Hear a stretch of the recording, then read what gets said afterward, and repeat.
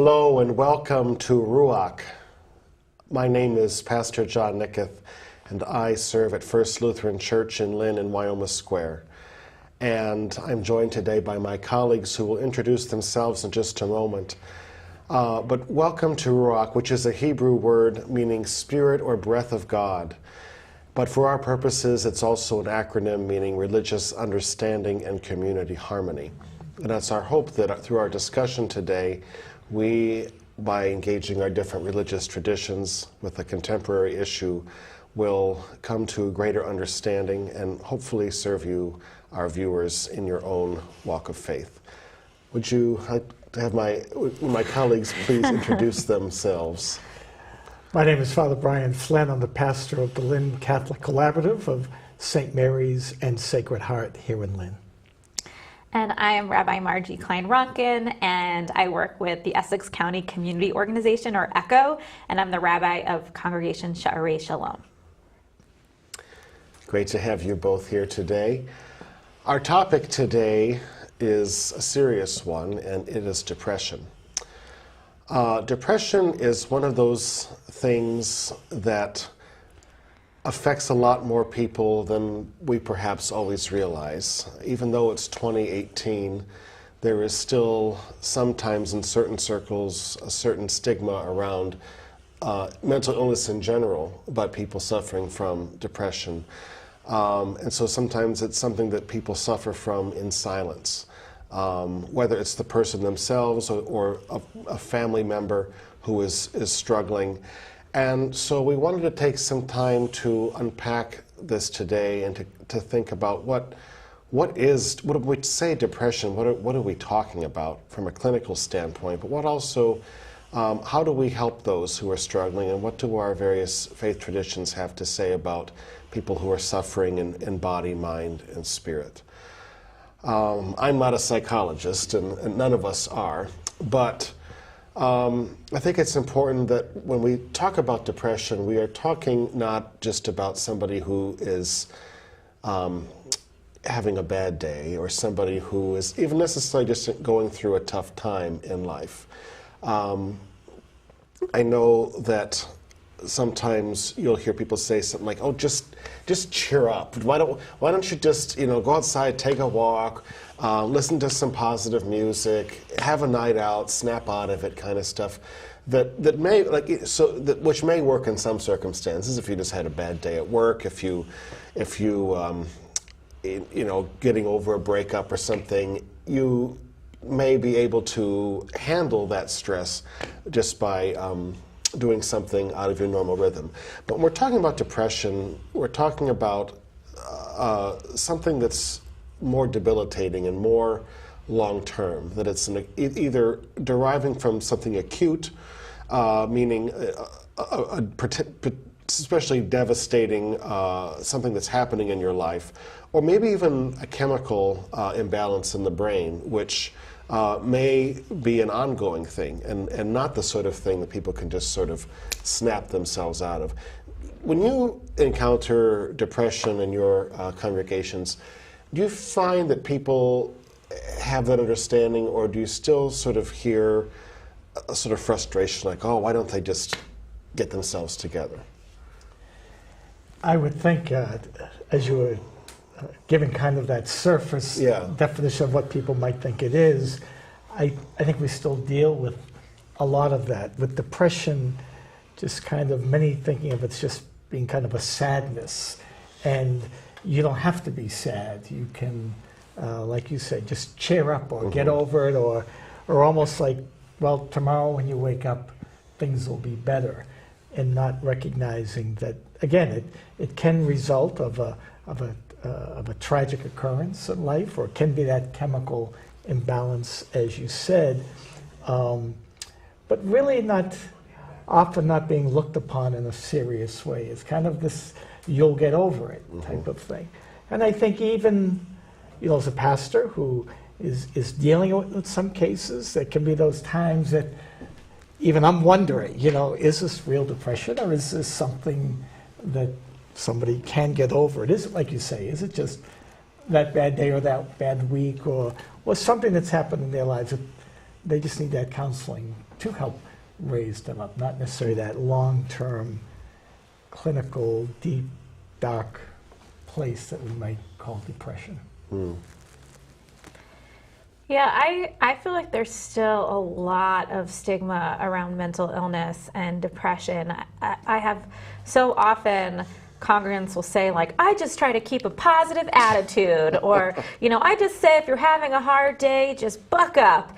And I know that they're trying to tell me that to say they're working really hard in their lives, and I want to commend people for trying to keep a positive attitude. But I really think of depression as an illness.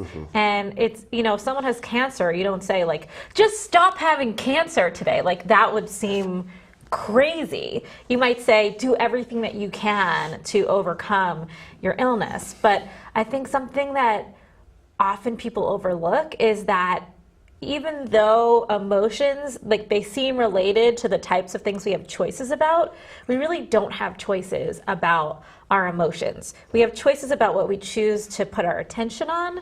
But, you know, I almost think of it as like a poison, that if you have really painful emotions, if you don't let yourself feel them, sometimes they'll come out in other ways. It's like that poison can kind of rot, and so it can come out that if you can't express that you're depressed, it might be that you start using drugs, or it might be that you become very angry in another situation. And so giving people the space they need to both be depressed and understand that that's not their fault, and that it's okay, and that we still love them even if they're going through this hard time, as we would with any other illness, I feel is so important. And then I think another challenge is that when you're not depressed, it's really hard to imagine what it's like to be depressed. And so even if we're compassionate, it may be like, oh, do I still have to keep dealing with this person who's so depressed? And so it actually also requires of caregivers a certain amount of self-awareness and self-care, I think, to say, okay, I know this might be hard, because it's hard to see someone in pain, and yet what they need from me is not for me to cure them, but for me to be present with them. Right.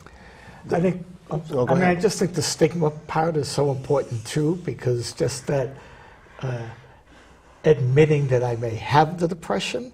I mean, you're right about the cancer. I mean, we may want to be in denial that when we get a diagnosis of cancer, but there's nothing wrong with us saying, I have cancer and I need to be treated for it. But with depression, you know, as soon as you say, I'm depressed, I have that depression, you're thinking about all those things that people think about those with depression, and you don't want them thinking about you. So just that additional burden of having the illness and not wanting to say, yes, I had that illness, is another added burden. Well, and there's sort of two levels of the stigma or misunderstanding. One is that depression is a thing at all, that it's not just somebody looking for attention or somebody not dealing, but also that we still have this, especially with men, this idea that feelings are bad, that we shouldn't have negative feelings, that if we're feeling sad, we're not tough enough. If we're feeling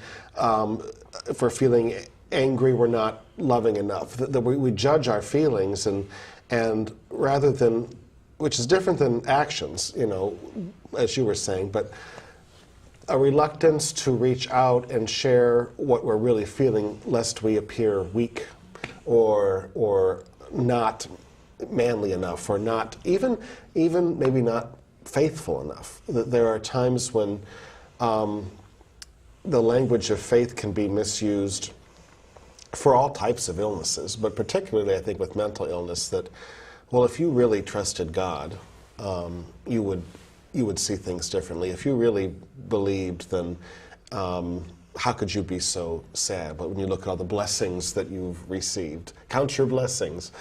You know, you see that even with things like cancer, that, you know, well, if you pray hard enough, right, then even the language we use with cancer about that we're battling cancer, that someone lost their battle with cancer, as if there was something more that could be done. But it's, I think, especially true with depression and mental illness, that if somebody really had faith, then they would sort of not feel this way. And it's just not the case, is it? There are plenty of examples in the Bible of people who were deeply faithful and went through, to borrow the term from your tradition, dark nights of the soul, so to speak. Even Mother Teresa, in her journals, which she didn't want published, called Come Be My Light, revealed that she, someone who we revere as this compassionate, loving person, had moments of deep darkness and questioning whether God was present in her life. So maybe the first thing we can just do when somebody reaches out is to acknowledge what a vulnerable step that is, that's a risk someone's taking, to say, I feel depressed, because they're maybe not sure how you're going to respond, that you'll believe them, that you'll take it seriously, that you won't come back with some trite sort of response, and that you will perhaps refer them to the kind of help that they need. Because depression is an illness, like you were saying, we can't treat it. Clergy, we can provide pastoral counseling, but if someone is depressed, or if you're struggling with depression, that this is the type of thing that, this is why we have therapists and counselors, people who are trained in mental health and who can draw out those feelings and experiences that may be very painful to talk about, but which can lead to real and lasting healing. Well, I think it's important that the clergy recognize that, because like you say, unless we are a psychiatrist or psychologist, because we are those places where often the depressed and the mentally ill will come, because we are called to be a welcoming place where they won't be judged, where they'll be welcomed with open arms, listened to, heard, not have to face the stigma. So we certainly, in some ways, we attract them because they trust that they'll find a home here. But then, as you say, it's important that we don't think that we're going to be able to solve the mental illness or the depression issue. You're right, we can provide that spiritual counseling, we can befriend them, but ultimately it's leading them to where they can find the help that they need. Yeah, I'm just thinking about how, like, what is the role of faith or of religion? And I think one way that religion exists is as a space for mystery and people's biggest questions, and unfortunately sometimes it can be a space for people to just put really easy answers, like, oh, God will fix it, or if you just pray, it's going to be okay. And I think that kind of simplification is not, I don't know if this is too bold to say, but I don't think that's what God was thinking about.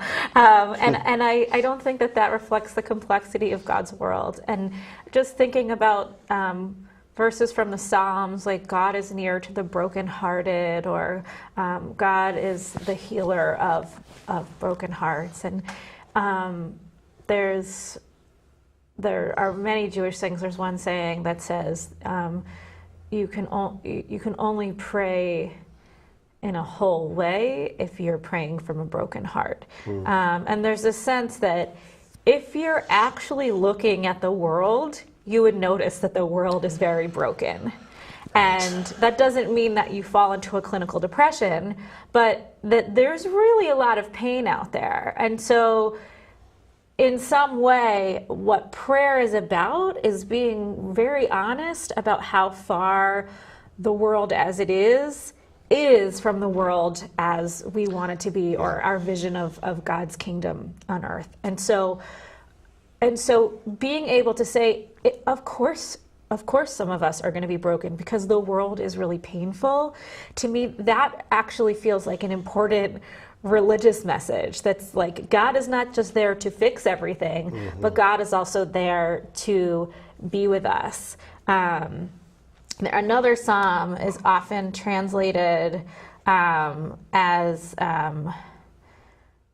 Mima'amakim krati chaya, which means from the depths I call out to you. And a lot of times it's translated as from the depths I call out to you, like, come get me out of this pit. But actually the language, what it says is, I call you into the depths with me. So there's a sense that what God is supposed to be doing, and I think what we as people in God's image can do for each other is not to just try and yank each other out of where we are, but to say, okay, this is where you are, like, let me come and take a seat next to you and just be a witness and a loving presence and say it's okay for you to be who you are. And I think one part of that, my friend said this, she said there's first level pain and second level pain. First level pain is like, you cut your hand and you're bleeding or you feel sad.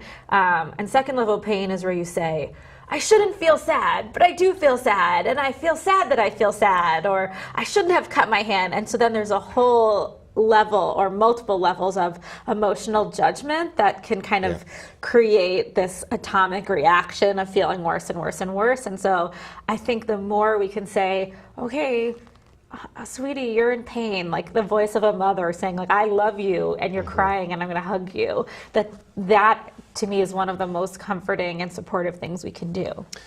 That you're describing a ministry of presence, basically, that a lot of us are fixers. And when somebody has a problem, our instinct is, how can we fix this? Because it's hard to sit in the depths with somebody and be present when you know that they're suffering.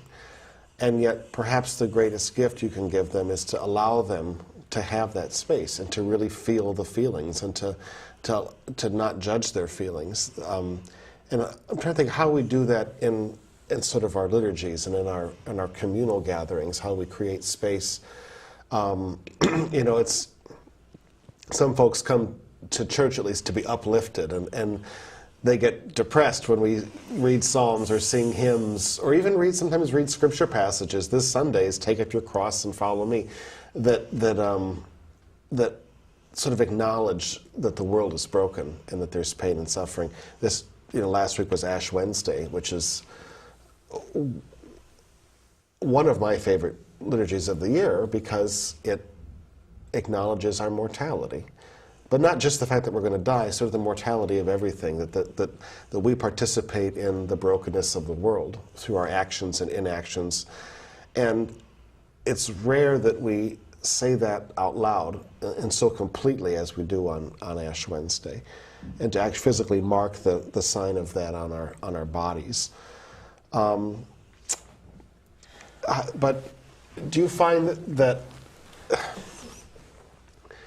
there's sometimes a resistance to acknowledge the brokenness of the world, including feelings of depression, because people are so busy during the week that they want their religious experience to be something that's sort of happy and uplifting? Well, I think we need to acknowledge the brokenness, recognize that, but we don't want to forget the hope. Sure. Completely also. This conversation is starting to bring me down a little bit. So but again, it's that hope that can't be just given in that kind of to fill the gap way. Well, don't worry, God will take care of you later. Have hope. It just needs to be that hope and that promise that we trust in for the Christian community, for that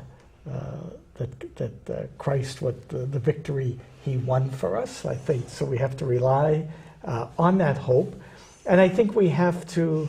The scripture reading that came to mind to me was, blessed are those who hear the word of God and act upon it. So again, it's we hear the crying, we hear the suffering and the pain. And part of the acting upon that may just be that ministry of presence, that's sitting with the person. But the act might be, well, what can we do to change this? How is God asking us to act upon this beyond just the sitting, which is very important to help. It seems like that's what we're seeing in Florida with these students who were victimized, the ones who are still living, victimized by seeing their classmates and their teachers killed in that way. who are rejecting utterly this whole thoughts and prayers sort of, we don't want a cursory sort of dismissal of our feelings. We want to dwell deeply in those feelings in order that they can then move us to genuine action. That when religion is sort of this sort of cheap salve that just brushes away either the action or really dwelling in the brokenness, then it doesn't change anything. Right. It's just allows us to move on to the next thing. And that it seems, at least in this situation, to be soundly rejected by these young people. Right. And I think part of what you're bringing up, both of you, is that on the one hand, we don't want to say just fix it, or your depression has this like easy cause a problem that we can solve. But at the same time, there are sometimes reasons why people are depressed, and sometimes addressing those reasons can make a difference. And sometimes that doesn't mean, so sometimes that means, someone is in an abusive relationship, and they're depressed because they don't see a way out. And so if we can offer support and an exit strategy or a healing strategy for the abuser, those are ways that we can actually help to transform a situation where it's not about the person, it's about the situation, and how can we think about that. And I think that that's also what we're seeing in Florida, is people saying, this is incredibly painful, there's no way to reverse the tragedy of what's happened, but there are ways that we can change the circumstances that allowed for this to happen. And so one thing that Viktor Frankl, who's this great psychoanalyst, said is that one of the most meaningful experiences we can have is to find meaning in suffering. Like if there's a way that your difficult experience can contribute to someone else not going through as hard of an experience, that can be deeply uplifting. And I've seen that just thinking about people who have experienced different kinds of abuse or assault, who then are able to support other people, and it's just very transformative how it's not that their pain stops, but that they're able to see that they can have some impact. And I hope that for our viewers, if people are watching who have experienced depression, it's such a gift to be able to tell other people that you've gotten through it. And it's interesting, like what are the tools that we have to get through? So one thing is presence, like we talked about. Another thing, I think there are different, I think of them as almost spiritual technologies. Like in the Jewish tradition, one of our great leaders was Rabbi Nachman of Breslov. And he is the most famous teacher on joy. And so you think like, oh, he must have been this really happy guy. But historians more and more believe that he was bipolar and experienced very deep depression at times. And reading his teachings from that perspective, it becomes clear that he's kind of trying to help people find a path out of this darkness and this depth that he experienced on a regular basis. And one of the things that he thinks about is basically thinking about his own resilience in other moments, or thinking about some piece of himself that he likes and connecting one piece and another piece and another piece till he can he thinks of it as notes that are a melody, and you sort of sing yourself that melody in order to transform yourself into joy. And I'm sure there's lots of examples of stuff like that where we can actually use strength that we already have within us from other situations to help us withstand what's really hard in the moment.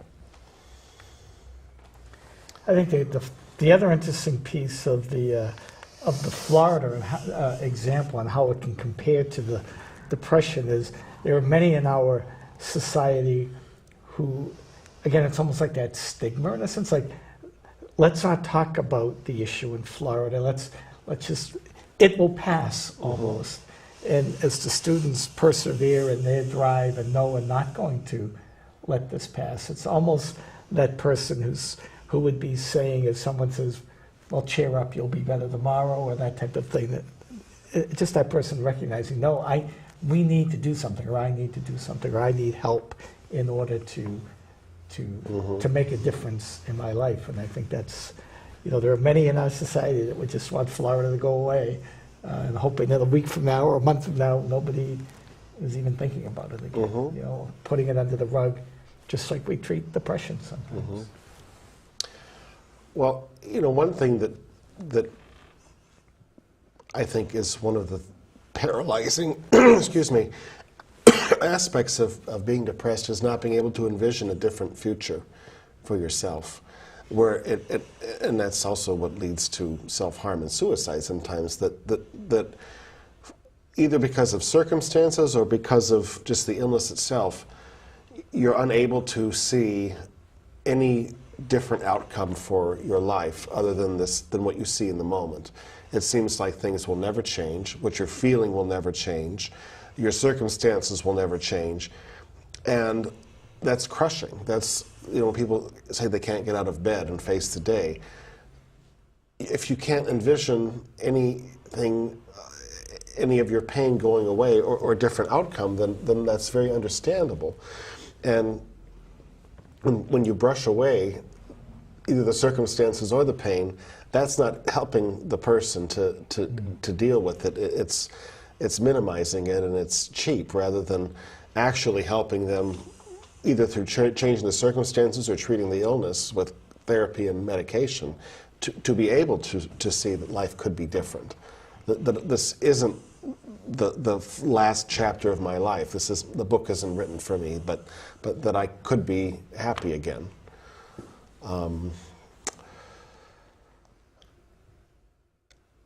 Are there stories from our traditions that you mentioned that a rabbi, or other stories from the Bible even, where somebody was in the depths and either God or someone else was able to help them see a new possible future?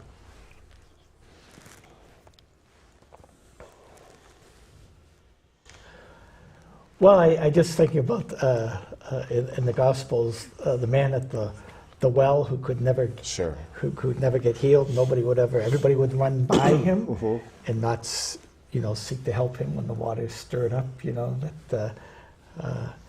just kind of but it wasn't until Jesus comes along that brings him that hope and that brings him that healing. But again, I guess just thinking about it, it's people not wanting to deal with his illness or to deal with his suffering or to be with him, just kind of that running by him, but him getting the healing that he seeks. What came to my mind is Job and how, God and Satan explicitly cause all these terrible things to happen to Job, and his friends are like, well, what did you do to deserve this? You must have done, there must be some reason. Right. And then, well, you should just do this and then you'll feel better. And it's to me, it's really amazing that the Bible can capture so much of human nature, of people's desire to find a reason and fix it, because just being able to witness suffering without a reason is so painful. And people have different interpretations of that book, but I think one interpretation is, do not be like Job's friends. And then, by the end of it, Job has new children and feels better, but he's just lost all of his own children. That doesn't seem like a great, a pure replacement to have new children. Right. But yet he still does come to a point of feeling grateful again, which I find hard to believe and inspiring. I wanted to just touch on, you had mentioned suicide, and I wanted to touch on that because I think that for many people who are becoming depressed, suicide is the fear. It's that's the worst thing. And I think one thing that feels really bad about suicide is that it's considered this cardinal sin. It's like the worst sin against God. You don't get, some people would say you go to hell. Judaism doesn't have hell, but it's not a good thing. And I would just say that at least in the Jewish community, it's really shifted. As we've shifted to thinking of depression as a mental illness, we've shifted to thinking of suicide as something that no sane person would do. Like, you would only do it if you were sick enough to have the delusion that no hope is possible. And so given that, and obviously there might be some exceptions, but given that it's not considered like the thing that people think of as suicide, which is that you're just this person that's deciding to kill yourself, that actually the circumstances of almost every suicide are not that. They're actually the result of an illness. And that's been something, as I've dealt with people who have family members who have committed suicide, is just to try and communicate that, you know, this was not a choice. This was a consequence of deeply sick thinking that, you know, this person didn't want to have and had. And with that, I think part of why that's important is because it's so easy for family members and friends to blame ourselves and to say, oh, well, we should have been able to do more. Maybe if they'd known that we love them, then something different could happen. And to know that people that kill themselves, like they may really know that they're loved, but it just can't reach them. They're so sick at that point that they just cannot feel the love or the hope that healthy people can feel. It's amazing that in the Catholic faith too, when a suicide occurs, that's one of the top 3 questions it's asked, right? It's not the first question. It's that, did my loved one go to hell and there's no chance for heaven? Just that's again a stigma, and that's the cardinal sin. Nothing can be done to change that.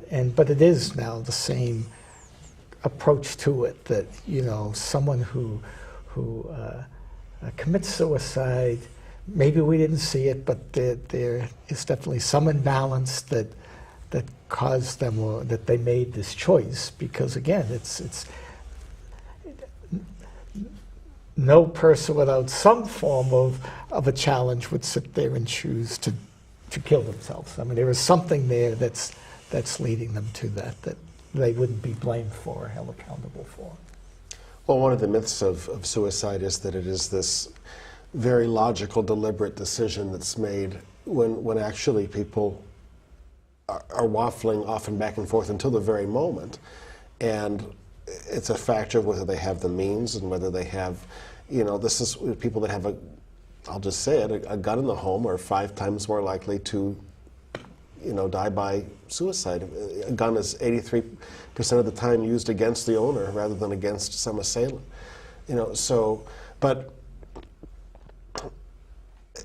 yeah, there's a famous story about Martin Luther that you know, when he was a Catholic priest, back in the day when it was still sort of, you know, someone killed themselves and Luther dug the grave himself and laid the body there. And at that time, before there was understanding of mental illness, he talked about it in terms of possession. This person was possessed by the devil. But even then, seeing that to do something like that, somebody is within a grip of something beyond their own control. Whether it's however you want to conceive of that, I think we would use the term mental illness, or a hopelessness that is so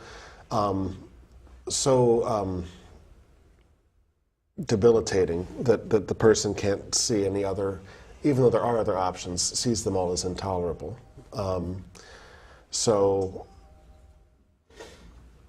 the church, I feel, or whoever is ministering to these surviving families, to help them to hold that person with deep compassion, and to help the family not see this as something that could have necessarily been prevented in the way we can prevent lots of other things, that it's not their fault, and no amount of more love or more anything could have stopped this.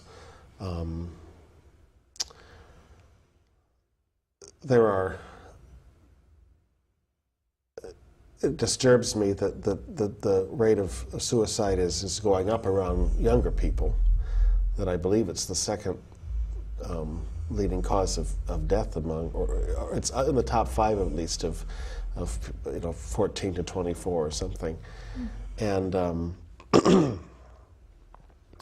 there is this sense of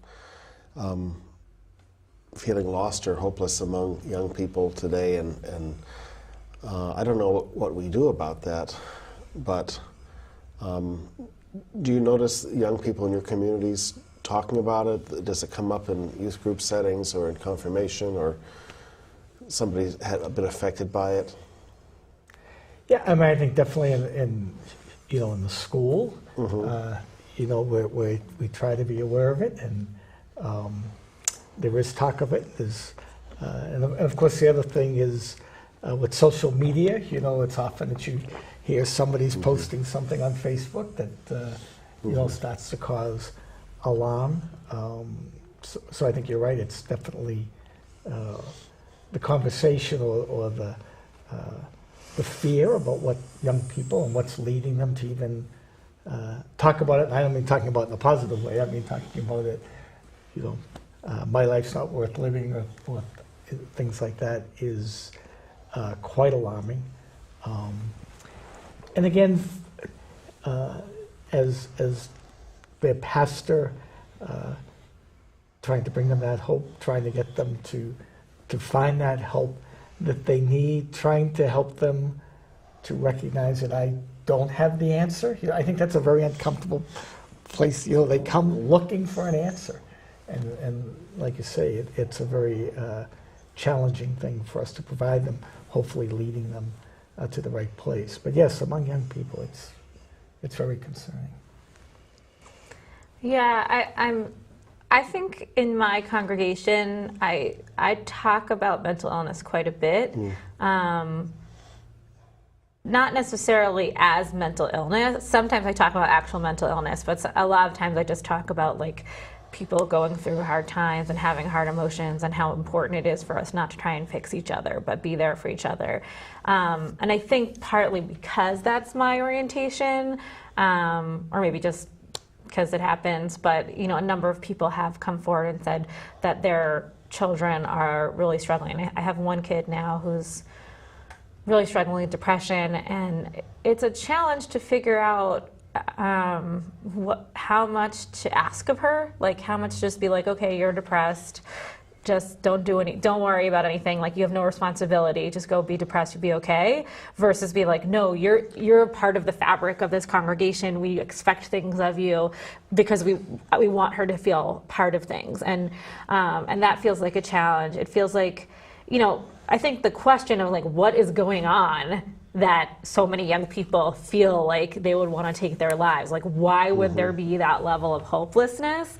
And I think that's something that I think as clergy people is our responsibility to think about and to talk about. And I mean, I definitely don't have the answer, but I do think that part of it has to do with another thing that I think I talk about a lot, which is what are the expectations of who we're supposed to be and what we're supposed to seem like. And so much of the world of social media, I think, creates a sense that there's a certain kind of person you're supposed to be. You're supposed to dress a certain way and look a certain way and be happy and have a certain number of friends and likes on your posts and all those things. And so it's very easy to not actually live up to what you think other people are supposed to be, or even to the image that you're projecting on social media, to feel like your own identity is a lie because social media is in a certain way a big projection, a big lie. And so I think that saying to people over and over and over again, like, do whatever you want on social media, but like we love you as you. And you don't have to be anyone else. And there are constant messages that are telling you that you're supposed to be this thing, and nobody is actually that thing. Right. and that for me, that was like a huge revelation. Like I spent all of high school just being like, there are people who are cool, I am not cool, and if I could just figure out how to do those things. And over time, I was one of those kids that was like sort of friends with everyone, but not like, I was not one of the cool kids. And after a while, I just realized the cool kids were miserable. And so, I spent so much time wanting to be them, and they didn't want to be them. And just thinking about how much time we're spending, with people trying to be something else that they think they're supposed to be, and how can we create communities that that encourage us to explore and make mistakes and figure out who we are and become new people over and over and over again with a sense of love and experimentation throughout our lives. I'm sorry. It's just you bring up the Facebook thing. I remember when I was in Brockton and I signed up for Facebook, not really knowing what it's all about. And for like 3 days, I'm getting all these friends, right? It's like amazing. Oh my gosh, I'm more popular than I ever thought I was in my life. It triggers the same receptor as. And then after those 3 days, then you're nobody again. You know what I mean? You either accepted their friendship and you're nobody. But when you think about it, I'm the same person 2 days before I signed up for Facebook as I was the 3 days after. It's that Facebook. Yeah. You're right. That's feeding that, and how it can. Granted, when it was over with, I was sad for a couple of days, realizing I was wasn't that person, and everybody seemed to be flocking to, but it certainly wasn't a. Well, I feel like if there's anything that our faith tradition can say, like we're in the identity business in some sense, that if there's one thing we can say for certain about every human being is that you are loved and be just as you are. Yesterday, I was reminded it was the 50th anniversary of Mr. Rogers' first show, and he used to always say, I love you just the way you are. There's special just by your being you. And I feel like we need that message more than ever, that you're not good enough once you achieve some artificial goals that either you or someone else imposed on you. You're not good enough if you have the right job or the right relationship or the right looks. You are a child of God who is treasured and beloved right now. And start with that even if you don't love yourself, God loves you and this community loves you. And there is no one you have to be except you to be loved in this community. And you're a creation of God, this God who loves you unconditionally, who, yes, has your challenges and your weaknesses, your flaws, so to speak, just like the person on your right and the person on your left. I mean, that's part of being that creation of God, too. We're not perfect people. God loves us, even though we're not perfect, but nobody is perfect. And like you say, those friends of you want to be like, they weren't who you necessarily thought they were, I mean, it's... Yeah, I think the thing that you're bringing up about being imperfect is also really important, because I feel like so much is like, you should be this type of person and not this type of person, and make this kind of choice and not this kind of choice. And part of the freedom of being in the modern age is that we really do have all these choices. I mean, I think, in the old country a few hundred years back, so much of people's lives were like, you did this, you had to do this, you really didn't have a lot of choices about how you'd spend your time. Now we have all this freedom, but then the freedom can lead to a sense that if we don't have the perfect life, it's our own fault. And I feel there's a teaching that is actually in the Torah portion in a couple weeks that basically says there's a whole description of how to make these sacrifices. And then at the end of the description, it says, these are the instructions for the sacrifice.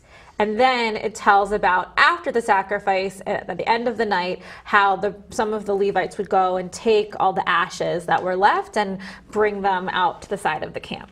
And so the commentators say, why does it say these are the instructions of a sacrifice after the instructions of a sacrifice? So what they say is, well, it's because the essence of the most important piece of the sacrifice is that every morning you lift up those ashes. You lift up after the pleasing odor of the sacrifice has burned all night long, and God has gotten to smell, the holiness of everything you've given. Then there's the stuff that's left over. And it's never gone. It's whatever that stuff is that you're working with that is still imperfect, and it's to lift that up and say, God, I don't know how to deal with this, but I'm going to lift this up too. I have depression, help me. I don't know how to deal with this. Be there with me through this hard thing. I spoke harshly to someone. I don't want to do that. This is my offering to you, as I want to transform to be better. And to me, that teaching was very valuable, because it wasn't like I had to just always offer the perfect offering. The offering of myself exactly as who I am was the offering, and every day that's true. Whatever is the stuff that's left over, that is also an essence of who I am, that I always hopefully have the capacity to grow. I love that. It makes you think of Psalm 51, the sacrifice of a broken heart is you won't despise. That's even offering our brokenness is beautiful. You know, it's sort of from in our tradition, I think of Paul saying that he was even able to rejoice in his sufferings, knowing what you said is about out of the depths, that it's not asking God to pull us out, but that it's that God comes in with us, and to imagine those of us who are Christian that's what the cross symbolizes, that Jesus, that God entered into our suffering, into our weakness, and doesn't just watch over us from afar, but is down there in the depths with us. And what we see in Easter is that that's not the end of our story, right. that there is hope and deliverance. I don't know how we're doing on time, but okay. I was just also, when we're thinking about places in the Bible, we might think, in getting to the cross too, would have been the Garden of Gethsemane, when Jesus asks his disciples to be with him. Be with me through this. Could you not stay 1 hour? Correct, stay 1 hour. That's all he was asking. Pray with me for that hour, and their inability to do that. If somebody's watching this and they're in what feels like a hopeless place, or if they are living with someone or love someone who is in that place, what resources would you turn them to? Certainly if it's an emergency and somebody is threatening to harm themselves, or if you're in that place, to call 911. But if it's more of an ongoing feeling of depression, reach out to and you don't know how you might even find a therapist, to reach out to your clergy person. We have resources to point you in the right direction.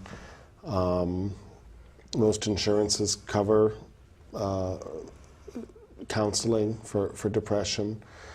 And I think that, if it's not your clergy person that you want to speak with, just try to overcome the stigma that maybe it does have, and try to talk to your doctor about it. I mean, when you're with your doctor, I know doctors now ask those particular questions. Right. That's what they're looking for. Have you been sad 15 of the last 30 days, or those types of questions? Again, not that sadness is necessarily depression, but that's what those questions are trying to get to.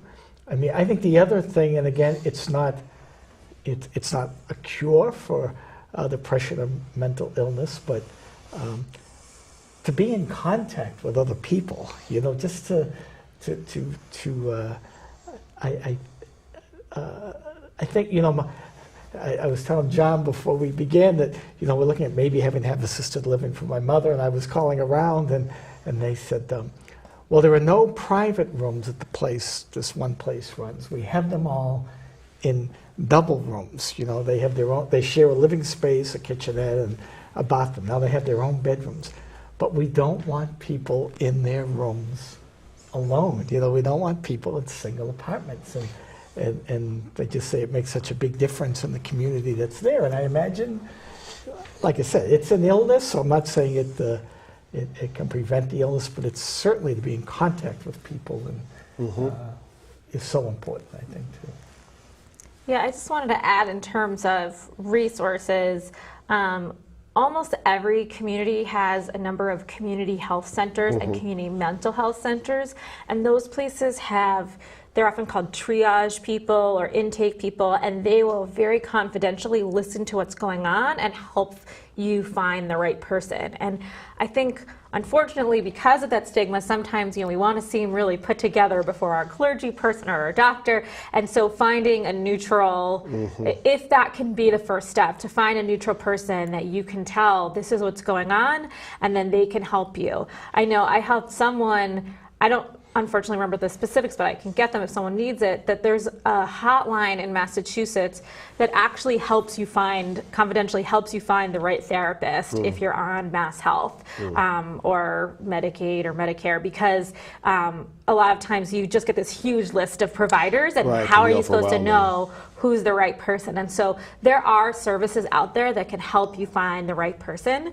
And the other thing is just a wonderful resource if suicide is something that's on people's mind. The Samaritans hotline is very valuable. And I know lots of people who are, maybe they wouldn't actually say they're suicidal, but they're depressed and they're starting to have those thoughts. They just get on the phone and talk to someone, and it's been tremendously helpful. So I think both of those are important. And then the last thing, just to draw on what you were saying about being connected, I know, when I'm having a hard day, the last thing I want to do is go out and see people, because I don't want people to see this sad version of myself. But sometimes that's all the more so the time that I need to go out and connect with people and remember that people care about me. And so part of that is thinking about how can you be in communities where it would be safe to come when you're sad, or are there support groups or types of spaces where that can feel safe if it doesn't feel safe in the other spaces you're in?